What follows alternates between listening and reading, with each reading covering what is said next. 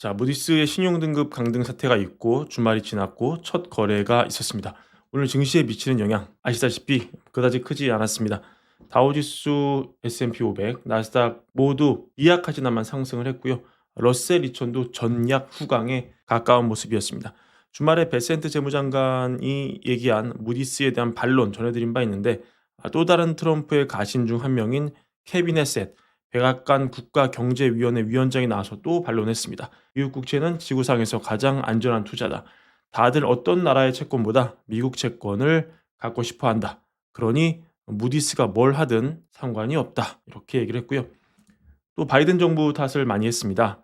이번 등급 강등은 전임 행정부의 무분별한 지출 때문이고 이렇게 평가를 하면서 우리는 지금 지출을 줄이고 규제를 철폐하고 공급 측면에서 성장 동력을 확보하고 있기 때문에 미래가 밝고 이렇게 가장 좋은 경제를 가진 나라라면 가장 좋은 국채도 가지게 되는 것이다. 이렇게 방어를 하는 모습이었습니다.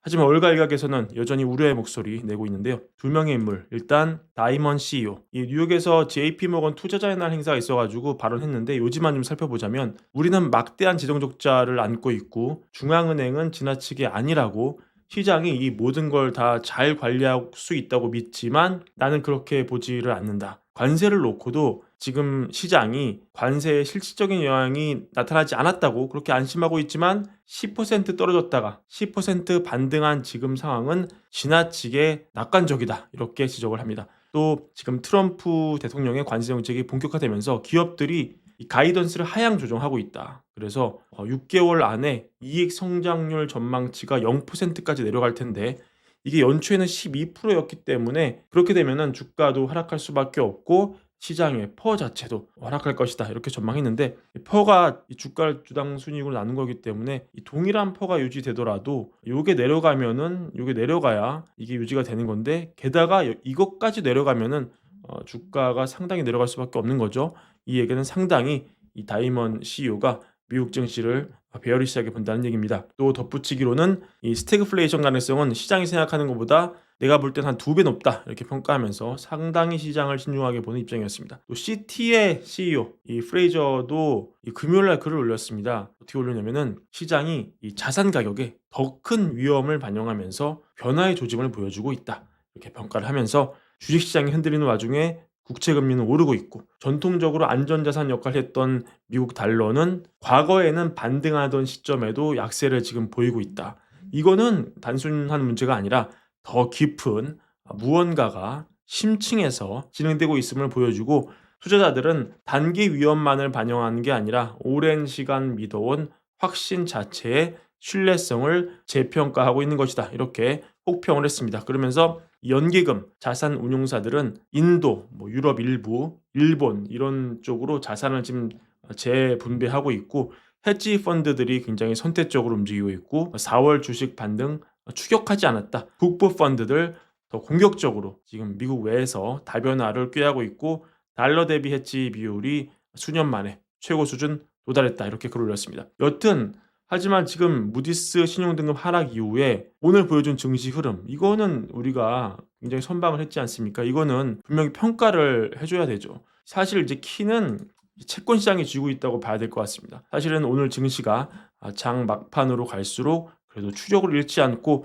상승으로 마감할 수 있었던 것은 오늘 국채 금리가 장중에 굉장히 많이 올라갔지만 어땠습니까? 굉장히 또 미끄럼틀을 탔죠. 고점을 찍고 상당히 또 많이 내려오는 모습이었거든요.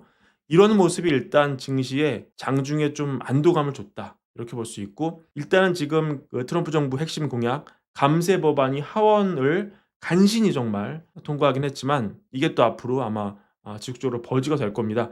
과연 이 감세 정책을 비롯한 이 트럼프 정부의 이 공약을 채권 시장이 협조를 해줄 것이냐 이게 결국 핵심입니다. 채권 시장이 가뜩이나 지금 신용 등급 하락 사태를 맞은 미국이 감세까지 진행할 여력이 있다고 판단을 해주고 여기에 대해서 너그럽게 판단을 해준다면 증시도 갈 수 있지만 만약에 채권 시장 자경단이 집단으로 반발을 하면서 그러면서 국채 금리를 막 상방으로 올려버리면 이거는 사실 베센트나 트럼프도 막 억지로 찍어내릴 수 있는 거는 아닌 것이죠. 기준금리를 내리고 올리고 그런 문제가 아니기 때문에 그래서 장기물이 폭등하게 되면 결국 미국 정부는 새로운 부채에 더 높은 이자를 지급을 해야 되고 가뜩이나 지금 기존 부채 이자 비용이 지금 이 소셜 시큐리티 다음으로 국방비와 메디케어도 지금 역전한 상황이기 때문에 미국 재정에 더 큰 위기를 몰고 올 것이고요.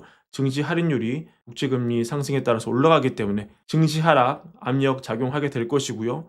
개인들도 특히 모기지 금리, 10년물 금리와 밀접하게 연동되어 있지 않습니까? 금리가 더 오르면은 부동산 시장 침체, 거래 위축 피할 수 없을 겁니다. 키는 장기물 금리가 쥐고 있다. 이런 점을 피할 수 없을 것이고요. 여튼 오늘 이렇게 좀 하락한 부분은 오늘 증시 안도하는 데는 상당히 도움을 많이 줬다. 이렇게 볼 수 있습니다. 아마 이런 걸 잘 알고 있기 때문에 베센트 재무장관도 10년물 금리를 그렇게 강조하는 것이고, 아마도 규제 완화 통해서 월가 은행이 더 많은 국채를 매입할 수 있도록 규제를 완화하는 그런 방식 더 강하게 밀어붙일 것이라고 생각이 듭니다. 마지막으로 이 그래프, 제가 과거에 이거를 보여드린 적이 있었어요. 이게 참 흥미롭긴 합니다. 우연의 일치겠죠. 근데 처음 이 인터넷 시대를 상징했던 넷스케이프의 탄생, 그리고 챗 GPT의 탄생, 한 시대를 열어젖힌 두 가지 이벤트를 기점으로 나스닥 지수를 보니까 굉장히 이렇게 유사하더라. 그리고 지금 시점상 그 거래일 기준으로 600일 정도 지났을 때 이렇게 하락하는 것도 막 맞추더라. 참 신기하다. 이렇게 지금 월가에서 그래프 많이 보시는 분들이 보는 거거든요. 그래서 만약에 이 시나리오대로 진짜로 나스닥이 간다면은 몇 번의 급락은 피할 수 없지만 상당히 상방이 열려 있다. 이렇게 해석할 여지가 있는데, 물론 이때와 지금은 너무나 여러 금융 환경 다르기 때문에 이렇게 둘이 뭐 쌍둥이다 이렇게 간다 이렇게 주장하면 이거는 거의 점성술의 영역이니까 그렇게 보지 마시고 참고만 해주시면 좋겠습니다. 오늘 준비한 영상 이것으로 마무리하고요. 월걸부 구독과 좋아요 많은 사랑, 그리고 텔레그램 많은 사랑도 부탁드립니다. 감사합니다.